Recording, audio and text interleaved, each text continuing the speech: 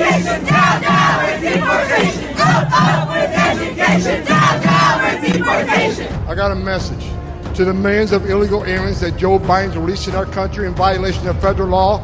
You better start packing now. We are going to the border. We've been to the border. So this whole thing about the border, we've been to the border. We've been to the border. You haven't been to the border. And I haven't been to Europe.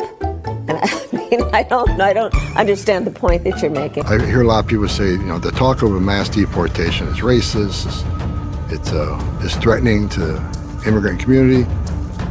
It's not threatening to the immigrant community. It should be threatening to the illegal immigrant community. Is there a way to carry out mass deportation without separating families?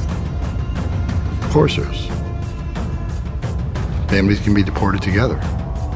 It is not an emergency. We are not facing a crisis. We have a president of the United States who has created a fiction about a crisis at the border, and he has held up the United States government and its workers around his vanity project called a wall. To the criminal cartels in Mexico. You smuggled enough fentanyl across this country to kill 148,000 young Americans. You have killed more Americans than every terrorist organization in the world combined. And that's when President Trump gets back in office. He's going to designate you a terrorist organization, and he's going to wipe you off the face of the earth. You're done. You're done. The idea that he is trying to say that we have people that are trying to invade our country to commit mass crime is a crisis of his own making. I specialize in transnational criminal organizations. Yeah. That wall ain't gonna stop them. No.